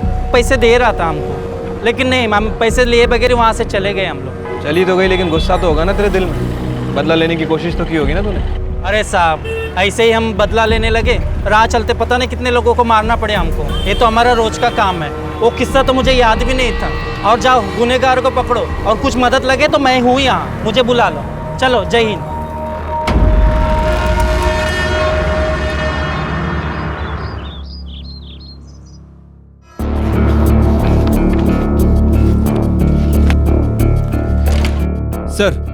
सर उस समय मानव घर में ही था, किसी ने उसे घर से बाहर निकलते हुए नहीं देखा। सर सैटरडे उसकी स्कूल की छुट्टी भी थी, और सर वो मानव दूसरे बच्चों को डराने के लिए चाकू रखा है, पर इस केस के साथ उसका कोई लेना देना नहीं है। हमने पूरी छानबीन की है। उस दिन वो अपनी बहन पिंकी के साथ ही था। और लक्ष्मी? सर लक्ष्मी उस दिन के बाद कॉलोनी में नहीं दिखी, और ना ही उसका कोई साथी। इनफैक्ट वो उस दिन रामनगर में थी। रामनगर में किसी के घर पे कोई बच्चा हुआ था। सर उस दिन के बाद शशांक की कॉलोनी में किसी भी संदिग्ध व्यक्ति को नहीं देखा गया। क्या हो सर? शशांक की फैमिली हिस्ट्री में एक बड़ी अजीब चीज पता चली है, ये देखो।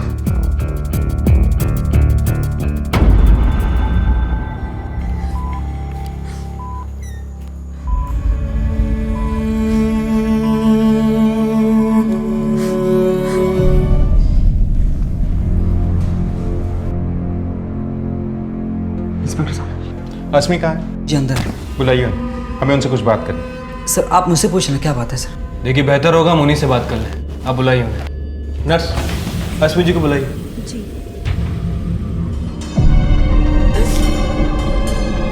अस्मी मैम, आपको बाहर इंस्पेक्टर साहब बुला रहे हैं। मैं कहीं नहीं जाऊंगी अपने बच्चे को छोड़कर। मैम आपको बुला रहे हैं। कहा ना, नहीं जाऊंगी। सर वो नहीं आ रही हैं। ठीक है, तुम जाओ। जी। सर आपको जो भी पूछना है मुझसे पूछिए।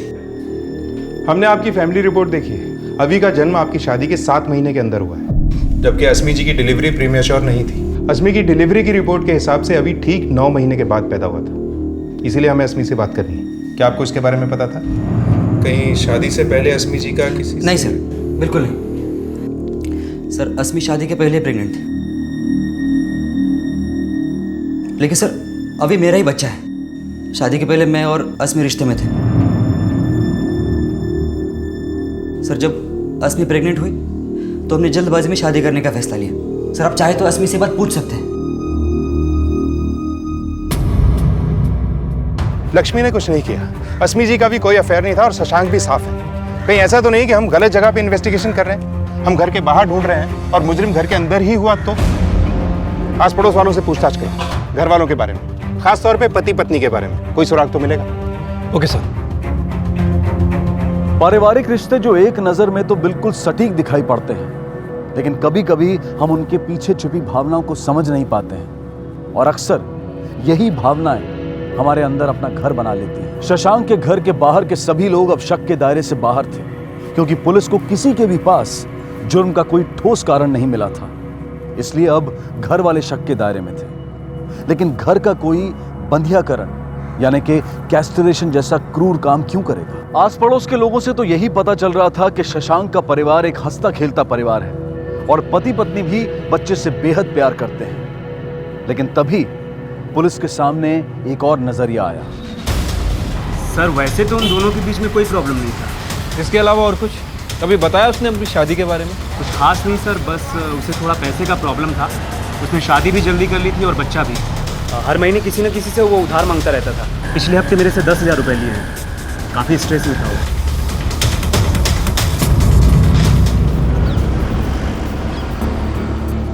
सिर्फ पैसों की तंगी की वजह से कोई अपने ही बेटे के साथ ऐसा कर सकता है क्या?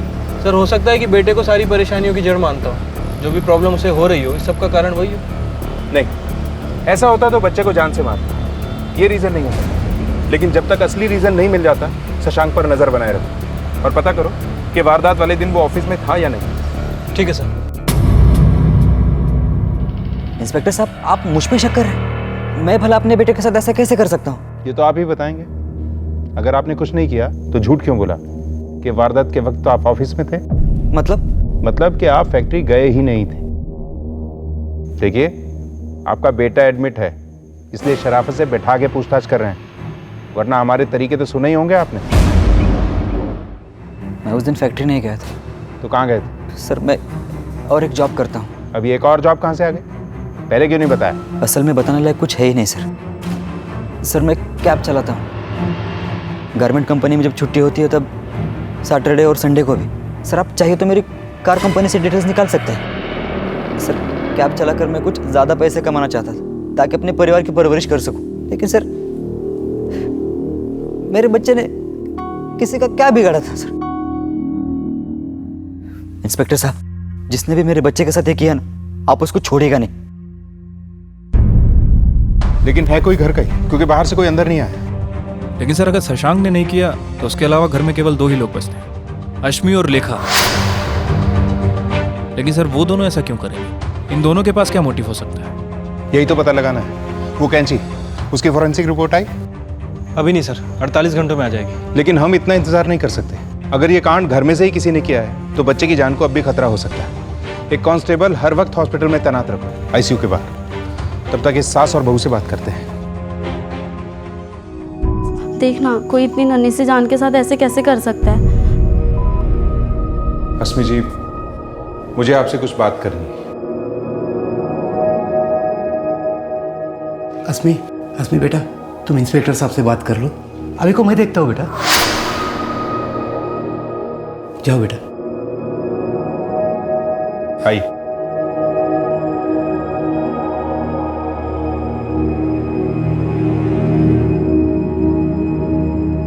अस्मी जी, हमारी इन्वेस्टिगेशन एक अजीब से मोड़ पर आकर फंस गई। इसलिए मैं आपसे पूछना चाहता हूँ, आपको क्या लगता है इस सब में आपके पतिदेव या सासू माँ का हाथ हो सकता है? ये क्या कह रहे हैं सर आप? ऐसा कैसे हो सकता है? देखिए, हमने सभी संदिग्धों को टटोल कर देख लिया है, कुछ भी नहीं मिला। इस सब में किसी घर वाले का ही हाथ है, क्योंकि किसी बाहर वाले की घर के अंदर तक पहुंच नहीं हो सकती। सर शशांक ये सब करने के बारे में सोच भी नहीं सकता। और मम्मी जी, साहब, मेरा बेटा और बहू तो जान छिड़कते हैं अभी पर, वो दोनों ऐसा कुछ नहीं कर सकते साहब। लेखा जी, ठीक से याद करके बताइए, हो सकता है कि आप हमारी कुछ मदद कर सकती हैं। अवी के जन्म के बाद आपके बेटे और बहू में कुछ बदलाव आया? सर, वो मम्मी जी अभी के जन्म से पहले बहुत खुश थी। शशांक के ना होने पर हमेशा पास में रहती थी, मेरा अभी का बहुत ध्यान रखती थी।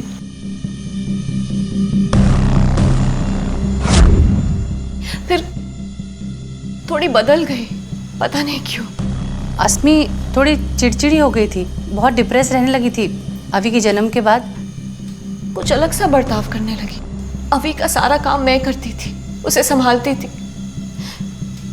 मम्मी कुछ ख्याल भी नहीं करती थी।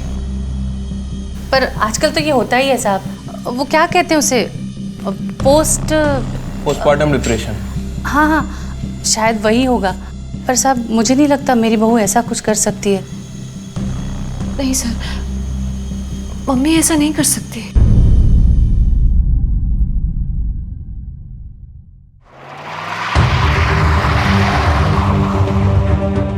सर, रश्मि और लेखा, इन दोनों में से कोई भी शशांक के ऊपर उंगली नहीं उठा रहा है।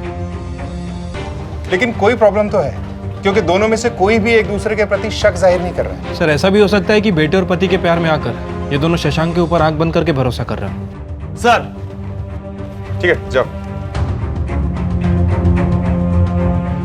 शशांक सच बोल रहा था। वारदात के वक्त वो कैब चला रहा था, तब ये अस्मी ने उसे फोन भी किया था। अब देखते हैं कि ये शशांक साहब किससे ज्यादा प्यार करते हैं और क्यों।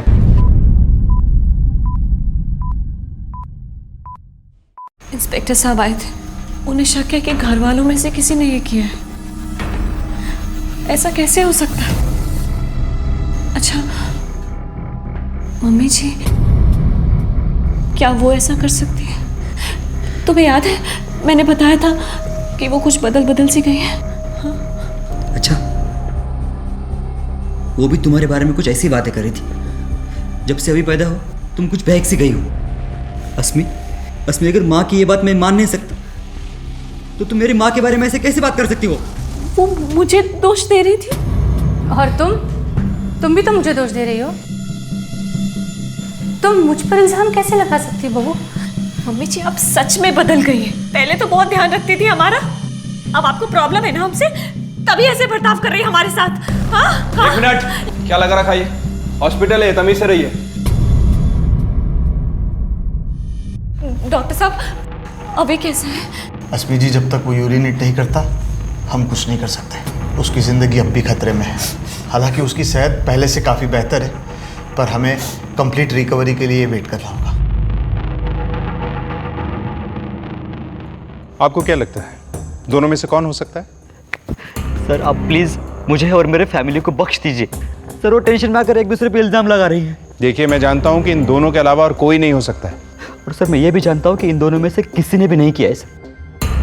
एक तरफ मेरे बच्चे की माँ है और सर दूसरी तरफ मेरी अपनी माँ है सर, वो दोनों ऐसे सोच भी नहीं सकते। दो ही संदिग्ध बचे थे और सर दोनों के ऊपर आरोप लगाने के लिए हमारे पास जुर्म की कोई सॉलिड वजह नहीं है। ऐसा कुछ भी करने के लिए वजह काफी स्ट्रांग होनी चाहिए। क्या वजह हो सकती है? हमने जो साइकोलॉजिकल रूपरेखा तैयार करवाई थी उसकी रिपोर्ट मंगवाओ। तब तक इस अजिंक्य और हर्षिनी से दोबारा बातचीत करते हैं। ठीक है सर। ये क्या बोल रहे हैं आप? मम्मी और अश्मी? देखिए, हमारा यकीन कीजिए, घर के अंदर से इन दोनों के अलावा और कोई हो ही नहीं सकता। अच्छा, एक बात बताइए, क्या आप दोनों ने इन लोगों में कभी कोई अजीब बात नोटिस की थी? सर, कुछ ज़्यादा तो नहीं, लेकिन आसमी कभी कभी कहती थी कि मम्मी जी आजकल थोड़ी अलग सी हो गई है। मैंने कुछ ज़्यादा ध्यान नहीं दिया क्योंकि हमारे घर में इतने प्रॉब्लम्स हैं, दूसरों की परेशानियां कहाँ देखेंगे। इन दूसरों की बातें आप कर रही हैं, वो आपके घर वाले हैं। शादी शशांक की हुई थी, शिफ्ट उसे होना चाहिए था, लेकिन हो गए आप लोग। ऐसा क्यों? सर, वो मम्मी जी ने घर थोड़ा धार्मिक बना के रखा था और इनको कभी कभी नॉनवेज खाने का और शराब पीने का शौक है। हमें पता था कि मम्मी जी को ये सब बिल्कुल पसंद नहीं आएगा, इसलिए वो कुछ बोले इससे पहले ही हम लोग अलग हो गए। जैसे ही शशांक की शादी हुई हमें बहाना मिल गया, क्योंकि मैं ये सब करता था, अगर मम्मी को पता चलता तो उनके धार्मिक घर में दाग लग जाता। और वैसे भी इसमें गलत क्या है? आखिरकार संदिग्धों की गिनती 2 तक आ पहुंची, लेकिन उनके खिलाफ कोई भी ठोस सबूत नहीं थे। बच्चे की हेल्थ में अब सुधार हो रहा था और अब वो खतरे से बाहर था। लेकिन इस एक हादसे ने जैसे परिवार को तोड़कर रख दिया था। एक हंसता खेलता परिवार ऐसे घिनौने अपराध का शिकार बना कि उनकी जिंदगी एक अलग ही मोड़ पर चली गई। अब आपका बच्चा बिल्कुल ठीक है, आप इसे घर ले जा सकते हैं। Thank you doctor. नहीं, मैं उस घर नहीं जा सकती। मम्मी जी है वहां पर। जब तक मम्मी जी है उस घर में, मेरा अभी सेफ नहीं है। मैं नहीं जा सकती। मैं अपने मम्मी पापा के साथ जा रही हूँ। अस्मी तुम क्या बात कर रही हो? मम्मी जी को अजिंक्य भैया के साथ भेजेंगे, तभी मैं आऊंगी। अस्मी मम्मी हमारे साथ रहेगी। तुम्हारा दिमाग खराब हो गया? आप मम्मी के ऊपर शक कर रहे हैं? अभी उनका पोता है। नहीं, मैं नहीं रह सकती उस घर में। मैं जा रही हूँ। मैं अपने मम्मी पापा के साथ जा रही हूँ। सॉरी। शशांक बेटा, ये जगह इन सब बातों के लिए ठीक नहीं है। जाने दे उसे, सब ठीक हो जाएगा धीरे धीरे। चल हम सब घर चलते हैं, सब ठीक हो जाएगा बेटा। सर, अभी को डिस्चार्ज कर दिया गया है। अस्मी उसे लेकर घर जा रही है। ठीक है, बच्चे और माँ बाप पे चौकन्नी नजर रखो। लेकिन अचानक अस्मी को अपनी सास पे इतना गहरा शक कैसे हो? नजर रखो उसमें। ठीक है सर। सर, वो कैंची की फॉरेंसिक रिपोर्ट आ गई है। रिपोर्ट के मुताबिक कैंची पर दोनों ही औरतों के फिंगरप्रिंट है। जाहिर सी बात है, दोनों ही उसे यूज करती होंगी। ये तो पक्का है कि बाहर का कोई नहीं था। अपराधी इन दोनों में से कोई एक है, लेकिन सबूत हमारे पास किसी के भी खिलाफ नहीं। सर, एक चीज और है जिस पर हमने गौर नहीं किया। सर, हो सकता है कि शशांक और लेखा ये दोनों आपस में मिले हों, और हो सकता है कि हमें गुमराह करने की कोशिश भी कर रहे हैं। सर, माना कि उस दिन शशांक घर पर नहीं था, लेकिन ये हो सकता है कि अपनी माँ से बोलकर उसने कांड करवाया। हो तो सकता है।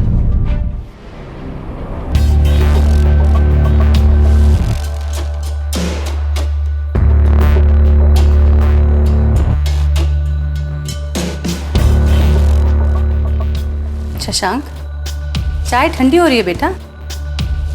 तुझे फैक्ट्री नहीं जाना?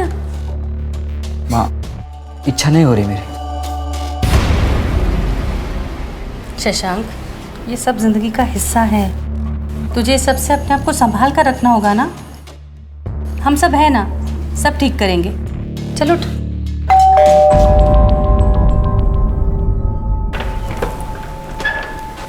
Inspector sir. अभी कैसा है? सर, अभी अब ठीक है। मैं उन्हें जल्द से जल्द घर ले आऊँगा। बस वो ज़रा सी डरी हुई सी है। मुझे तो चिंता इस बात की है साहब कि अभी उस पागल औरत के पास है। मैं तो शशांक से कह रही हूँ कि अभी को ले आए और भूल जाए उस औरत को। माँ बस करो अब। कितनी बार बता चुका हूँ कि अस्मी अपने बच्चे पे एक आंच तक नहीं आने देगी। पता नहीं शशांक, तुम्हारी आंखें कब खुलेंगी। शशांक जी, हम आपका डीएनए टेस्ट करवाना चाहते हैं। आई होप आपको कोई आपत्ति नहीं हो। अस्मी शादी से पहले ही प्रेग्नेंट हो गई थी, इसलिए इस बात की पुष्टि कराना बहुत जरूरी है कि ये बच्चा आपका है। सर, आपको अभी भी लगता है कि अस्मी का कोई अफेयर था और उसी के चलते मैंने बच्चे पे हमला किया? सर, आप ये बात तो खुद चेक कर चुके हैं कि उस दिन मैं कहां पर था। ऐसा भी तो हो सकता है कि आपने किसी और की मदद ली हो ये करने में। सर, आप डीएनए टेस्ट करवाइए। गुड, मैं आज ही हॉस्पिटल से किसी को भिजवा देता हूँ। सर, आप अपना टाइम बर्बाद कर रहे हैं। अरे मेरे अभी को बचाइए उस औरत से। वहाँ उसकी जान को खतरा है। देखा जी, हमें क्या करना है वो हमें पता है। मैं भिजवाता हूँ आज ही हॉस्पिटल से। सर, शशांक तो बड़ी आसानी से डीएनए टेस्ट के लिए मान गया। मतलब वो मकसद नहीं है, फिर कौन हो सकता है? सर, लेखा जी को पूरा भरोसा है कि यह काम उसकी बहू ने किया है। आज तक कभी उसे ऊंची आवाज में बात करते हुए नहीं देखा। आज पहली बार वो यही कह रही थी कि यह काम उसकी बहू ने किया है। सर, हो सकता है कि बच्चे की चिंता में काफी टेंशन में। शायद अस्मी के मायके जाके चेक करते हैं। ठीक है सर।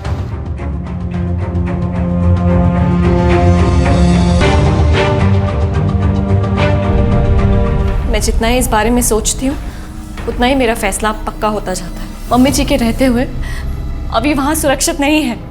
आपकी मम्मी जी भी बिल्कुल ऐसा ही बोलती हैं। वो तो कहेंगी ही, लेकिन अभी वहाँ सेफ नहीं है, ये आप लोग भी जानते हैं। और हम भी इस बात का ध्यान रखें कि आपका बेटा पूरी तरह से सुरक्षित रहे। आप कहना क्या चाहते हैं? अभी को मुझसे खतरा है। सबके लिए वजह ढूंढी है ना आपने, मेरे लिए भी ढूंढी होगी। बता दीजिए। गुस्सा, नाराजगी, बच्चे की वजह से आपको शादी करनी पड़ी, अपना करियर, अपनी लाइफ छोड़कर। तो इस बात का तो गुस्सा होगा ना आपको बच्चे पर। आप ये बातें पहले भी पूछ चुके हैं ना मुझसे, और मेरा जवाब जानते हैं। लेकिन इस बार तो इस मौके का फायदा उठाकर आप अपनी शादी से भी बहुत दूर निकल आई। सर, मैं शशांक से प्यार करती हूँ, बहुत प्यार। ये सब करते हुए मुझे कोई खुशी महसूस नहीं हो रही, लेकिन बस कैसे भी करके हमारे प्यार की निशानी को बचाना चाहती हूँ। कोई आँच ना आए, बस ये चाहती हूँ। मैं आपकी बात समझता हूँ, लेकिन लेखा जी का मकसद फिलहाल साफ नहीं हो पा रहा है। हो सकता है उन्हें इस बात का शक है कि यह बच्चा आपके किसी अफेयर का है, शशांक का नहीं। ऐसा कैसे हो सकता है सर? हमने तो मम्मी जी को कुछ बताया ही नहीं था। उन्हें बस इतना पता था कि मेरी प्री मैच्योर डिलीवरी है, और कुछ नहीं। मैंने और शशांक ने किसी को भी ये बात नहीं बताई थी, और खासकर मम्मी जी को, क्योंकि सर उन्हें ये सब चीजें धर्म के खिलाफ लगती हैं। अस्मी और लेखा जी के बीच में पुलिस गोल गोल घूम रही थी। बहुत अफसोस की बात है, लेकिन एक हत्या के पीछे का मकसद शायद आसानी से पता लगाया जा सकता है, लेकिन बंधीकरण यानी कि कैस्ट्रेशन जैसे मनोवैज्ञानिक अपराध की वजह ढूंढना बहुत मुश्किल है। वैसे तो दो सस्पेक्ट्स के बीच में यह केस बड़ी आसानी से सुलझना चाहिए था, लेकिन हर कड़ी के साथ ये केस और उलझता जा रहा था। और तभी पुलिस को साइकोलॉजिकल प्रोफाइलिंग, जिससे कि अपराधी की मानसिक रूपरेखा तैयार की गई, उससे कुछ उम्मीद मिली। सर, इस तरह के अपराधों में मन के अंदर बसा हुआ गहरा क्रोध या नाराज़गी बहुत अहम होती है। ये एक दबे हुए भाव की तरह होता है जो वक्त के साथ उभरता है और गहरा होता जाता है, लेकिन जब ये बाहर आ जाता है तब आप अपना आपा खो बैठते हैं।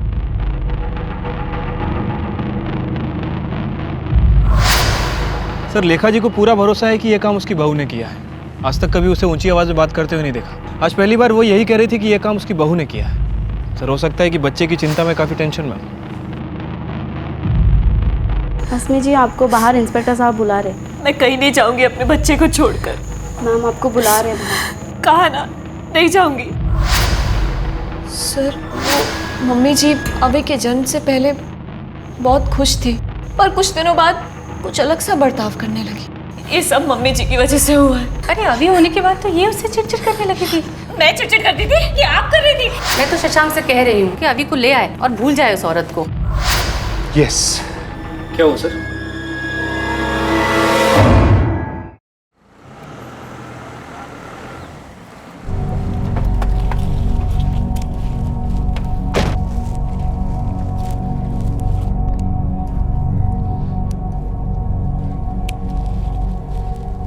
लेखा जी, नमस्कार। नमस्कार। आपसे कुछ बात करनी थी। चलिए ना, अंदर चल के बात करते हैं। नहीं, आप करिए, काम करिए प्लीज।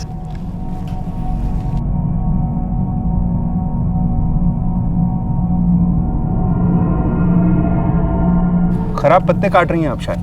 जी। आपको पता था कि आपकी बहू शादी से पहले ही प्रेग्नेंट थी? नहीं। अरे, आपके लिए तो ये बहुत चौंकाने वाली खबर रही होगी जब आपने पहली बार ये सुना होगा। देखा जी, आप बहुत धीरज और हिम्मत वाली हैं। आपकी जगह अगर कोई और होता ना तो अपना आपा खो बैठता। वो तो है। अरे, सरासर गलत बात है, पाप है। समाज ऐसे बच्चे को स्वीकार करेगा? परिवार के नाम का क्या होगा? और आप, अरे समाज को क्या जवाब देंगे आप? और आपकी आंखों के आगे पनपता रहेगा ये पाप। पाप तो है, और हमारी धार्मिक अस्मिताओं के भी खिलाफ है, हमारे सम्मान के खिलाफ है, किसी की भी सहनशीलता के परे है। अधर्म है ये, सरासर अधर्म है साहब। हाँ, और ऐसे घर में जिसे आपने इतने वर्षों से इतना पवित्र रखा, अचानक एक बच्चा आता है और सब कुछ बर्बाद। इसीलिए तो शुद्ध कर दिया उसका लिंग काट कर। मेरे बेटे और बहू ने तो मुझे बताया भी नहीं कि बहू शादी से पहले से प्रेग्नेंट थी। 15 दिनों में उन्होंने मुझे ये खुशखबरी सुना दी।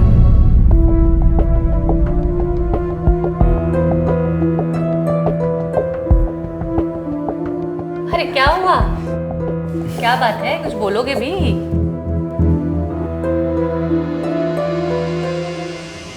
मम्मी जी, बोलो। आप दादी बनने वाले। मुझे तो शक भी नहीं हुआ साहब, मैं बहुत खुश थी, बहुत ध्यान रखती थी अपनी बहू का। पर उस दिन जब मैं उसे रेगुलर चेकअप कराने डॉक्टर के पास लेकर गई, तब मुझे पता चला। डॉक्टर, बहू और बच्चा सब ठीक तो है ना? हाँ बिल्कुल ठीक है, ये देखिए उनकी रिपोर्ट।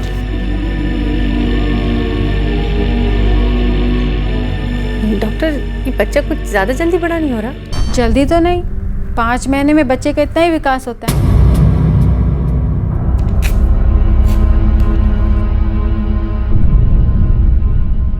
ये लीजिए, सेकेंड ट्राइमेस्टर में ये गोली लेना बहुत ज़रूरी है, गलती से भी मत भूलना, और अपनी सेहत का ज़्यादा अच्छा ख्याल रखिएगा। उन्हें लगा कि मुझ जैसी अनाड़ी को कुछ समझ नहीं आएगा। मैंने बहुत सोचा, मैं सब समझ चुकी थी। वो बच्चा एक कलंक था मेरी बहू पर और मेरे परिवार पर। उसके साथ तो यही होना था। उस दिन जब अस्मी उसे सुलाकर सोने गई,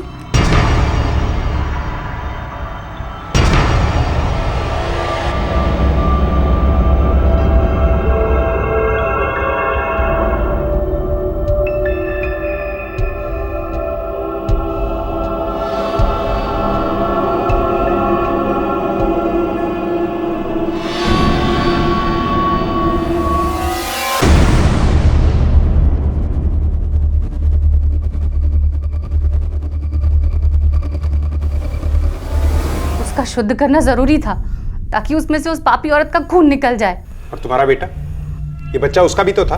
तो संयम रखना औरत की जिम्मेदारी है, और शादी से पहले शारीरिक संबंध रखना हमारे धर्मशास्त्रों के खिलाफ है। लेकिन उसके बाद इन दोनों ने शादी की। आप नहीं समझोगे इंस्पेक्टर, पाप तो पाप ही होता है ना। धर्म और शास्त्र की इस अजीब व्याख्या का हर्जाना एक नन्ही सी जान को भुगतना पड़ा। और बड़े दुख की बात है कि एक औरत होकर भी लेखा जी अस्मी के बारे में ऐसे ख्याल रखती थी। और उससे भी ज्यादा दुख की बात यह है कि उन्हें अपने पोते से जरा भी लगाव नहीं था। उस बच्चे की गलती सिर्फ इतनी सी थी कि वो उनकी मर्यादा के दायरे के अंदर पैदा नहीं हुआ था। लेकिन ये दायरे बनाने का हक हमें देता कौन है? और इन सब बातों में उस नन्ही सी जान अवी का क्या दोष था? दादी और पोते के अटूट रिश्ते पर यह किस्सा हमेशा के लिए एक काला अध्याय बनकर रहेगा। इसमें मुझे माफ कर दो। मुझे नहीं पता था कि मेरी माँ इस। इट्स ओके शशांक, इसमें तुम्हारी गलती नहीं थी।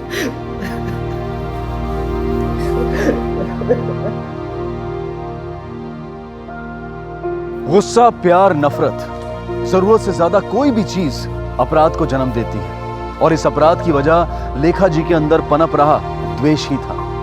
ईश्वर और धर्म में अटूट श्रद्धा रखना गलत नहीं है, लेकिन फिर कौन सा धर्म और ईश्वर एक मासूम बच्चे पर इस तरह के अपराध को सही साबित कर सकता है? तब कहां जाता है भगवान का डर? धर्म के नाम पर हम कब तक ऐसी क्रूरता करते रहेंगे?